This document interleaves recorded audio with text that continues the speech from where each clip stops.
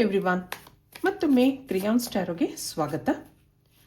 ಇವತ್ತಿನ ರೀಡಿಂಗ್ನಲ್ಲಿ ಈ ದಿನ ಅವರು ಯಾರ ಬಗ್ಗೆ ಯೋಚನೆ ಮಾಡ್ತಾ ಇರಬಹುದು, ನೀವಾ ಇನ್ಯಾರು ಹಾಗೆ ಕೇಳೋಣ. ಇದೊಂದು timeless general candle wax reading ಆಗಿರುತ್ತೆ, ಹಾಗೆ ಕಲೆಕ್ಟಿವ್ ಎನರ್ಜಿನಲ್ಲಿ ಇರುತ್ತೆ. ಯಾರ್ಯಾರು ನನಗೆ ಸಬ್ಸ್ಕ್ರೈಬ್ ಮಾಡ್ತಾ ಇದ್ದೀರಾ, ಕಮೆಂಟ್ಸ್ ಮಾಡ್ತಾ ಇದ್ದೀರಾ, lot of thanks to you. ಇದೊಂದು ಜನರಲ್ ರೀಡಿಂಗ್ ಆಗಿರೋದ್ರಿಂದ ನಿಮ್ಮ ಲೈಫಲ್ಲಿ ಹೆಚ್ಚಿನ ಕ್ಲಾರಿಟಿ ಬೇಕಿದ್ರೆ ನೀವು ಪರ್ಸ್ನಲ್ ರೀಡಿಂಗ್ ತಗೋಬಹುದು. ಹಾಗೆ ನನ್ನ ಹಳೆ ವಿಡಿಯೋಗಳನ್ನ ಸಹ ನೋಡಬಹುದು.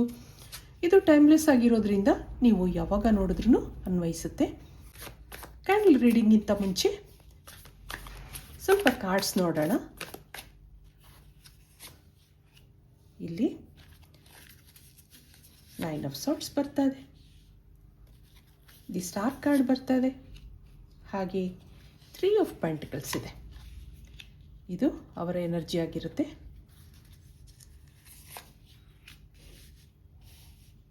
ಹರ್ಮಿಟ್ ಬರ್ತಾ ಇದೆ, ನೈಟ್ ಆಫ್ ಸಾರ್ಟ್ಸ್ ಬರ್ತಾ ಇದೆ. ಇನ್ನೊಂದೇನಿದೆ ನೋಡೋಣ, 7 ಆಫ್ ಕಪ್ಸ್, ಬಾಟಮ್ನಲ್ಲಿ ಹೆರಫೆಂಟ್ ಇದೆ. ಇಬ್ಬರಲ್ಲೂ ಏನೋ ಡಿಫ್ರೆನ್ಸಸ್ ಇದೆ.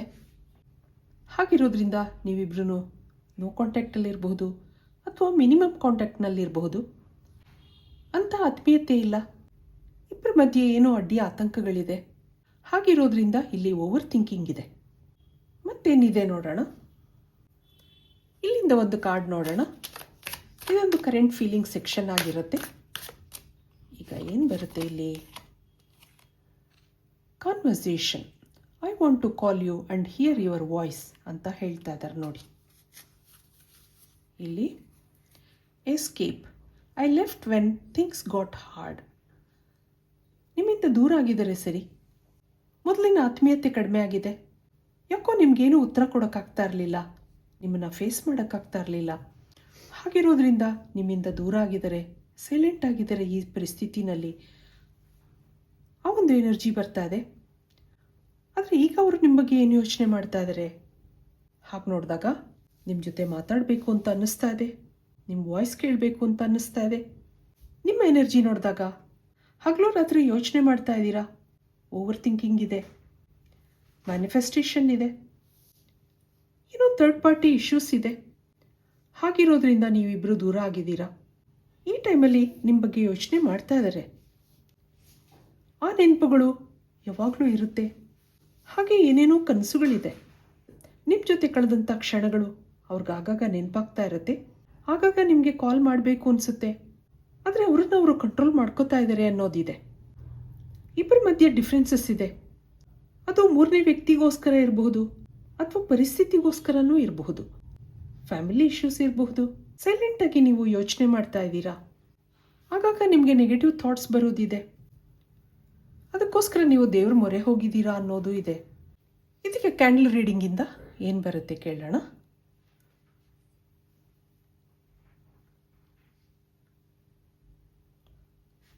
ಒಂದು ನಿಮಿಷ ನೀವು ನಂಬಿದ ದೇವ್ರನ್ನ ನೆನೆಸ್ಕೊಳ್ಳಿ, ಹಾಗೆ ನಿಮ್ಮ ಮನಸ್ಸಲ್ಲಿರೋ ವ್ಯಕ್ತಿನೂ ನೆನೆಸ್ಕೊಳ್ಳಿ. ಡಿವೈನ್ ಎನರ್ಜಿನಲ್ಲಿ ಕನೆಕ್ಟ್ ಆಗೋಕ್ಕೆ ಪ್ರಯತ್ನ ಮಾಡಿ. Universe, angels, spirit guides guide ಮಾಡಿ.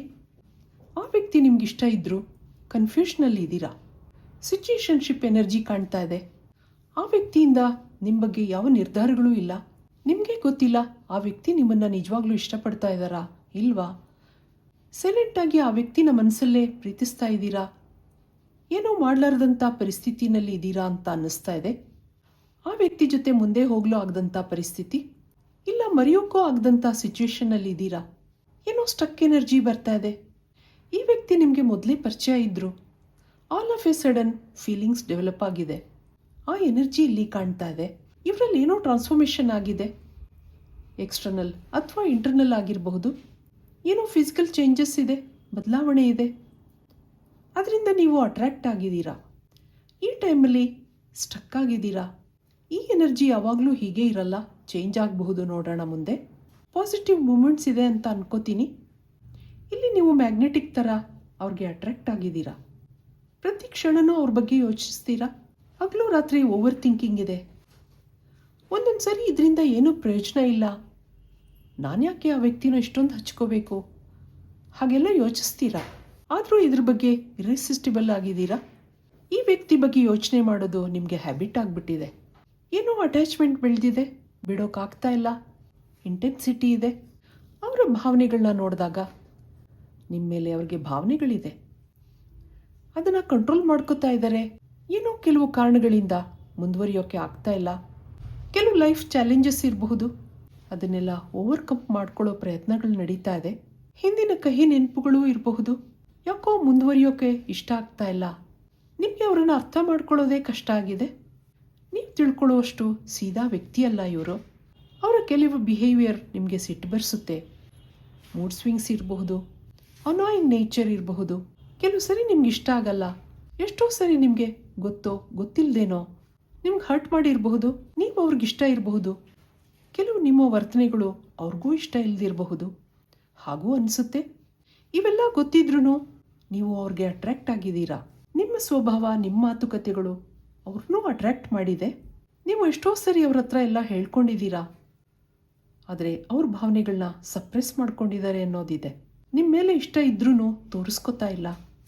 ಇಬ್ಬರಲ್ಲೂ ಏನೋ ಡಿಫ್ರೆನ್ಸಸ್ ಇದೆ, ಕಮ್ಯುನಿಕೇಷನ್ ಗ್ಯಾಪ್ ಇದೆ, ಅಥವಾ ಅವ್ರ ಮನಸ್ಸಲ್ಲಿರೋ ಭಾವನೆಗಳನ್ನ ಹೇಳ್ಕೊಳ್ಳೋಕ್ಕೆ ಸರಿಯಾದ ಟೈಮ್ಗೋಸ್ಕರ ಕಾಯ್ತಾ ಇರಬಹುದು. ಇಲ್ಲಿ ಏನೋ ಮೂರನೇ ವ್ಯಕ್ತಿ ಎನರ್ಜಿ ಇದೆ, ಅಥವಾ ಪರಿಸ್ಥಿತಿಗಳೂ ಇರಬಹುದು. ಹಾಗಿರೋದ್ರಿಂದ ಸೈಲೆಂಟಾಗಿ ಯೋಚನೆ ಮಾಡ್ತಾ ಇದ್ದಾರೆ. ಆದರೆ ಮನಸ್ಸು ನಿಮ್ಮ ನೆನಪುಗಳ ಹಿಂದೆ ಓಡುತ್ತೆ. ಅವ್ರ ಥಾಟ್ ಪ್ರೊಸೆಸ್ಸಲ್ಲಿ ಯಾವಾಗಲೂ ನೀವಿರ್ತೀರಾ. ಆಗಾಗ ಒಬ್ಬರೇ ಕೂತು ನಿಮ್ಮ ಬಗ್ಗೆ ಯೋಚನೆ ಮಾಡೋದಿದೆ. ಪರಿಸ್ಥಿತಿ ಸುಧಾರಿಸೋ ಪ್ರಯತ್ನಗಳೂ ನಡೆದಿದೆ. ಮುಂದೆ ಈ ಕನೆಕ್ಷನಲ್ಲಿ ಪಾಸಿಟಿವಿಟಿ ಇದೆಯಾ, ಏನಿದೆ ನೋಡೋಣ.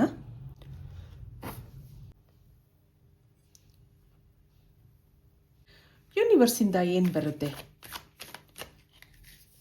ಏನು ಮೆಸೇಜ್ ಇದೆ? ಇಲ್ಲೊಂದು ಟ್ರಾವೆಲಿಂಗ್ ಬರ್ತಾ ಇದೆ, ಮತ್ತೊಂದು ಸಪ್ರೆಷನ್ ನೋಡಿ, ಚೇಂಜ್, ಹಾಗೆ ಬಿಯಾಂಡ್ ಇಲ್ಯೂಷನ್, ಮತ್ತೊಂದು ಬ್ರೇಕ್ ಥ್ರೂ ಬರ್ತಾ ಇದೆ. ಇಲ್ಲಿ ಇಂಟಿಗ್ರೇಷನ್ ಇದೆ. ಇಬ್ಬರಲ್ಲೂ ಸೇಮ್ ಫೀಲಿಂಗ್ಸ್ ಇದೆ. ನೀವು ಓವರ್ ಥಿಂಕಿಂಗ್ ಮಾಡಿದ್ರೆ ಅವರು ಪ್ರಾಕ್ಟಿಕಲ್ ಆಗಿ ಯೋಚನೆ ಮಾಡ್ತಾರೆ.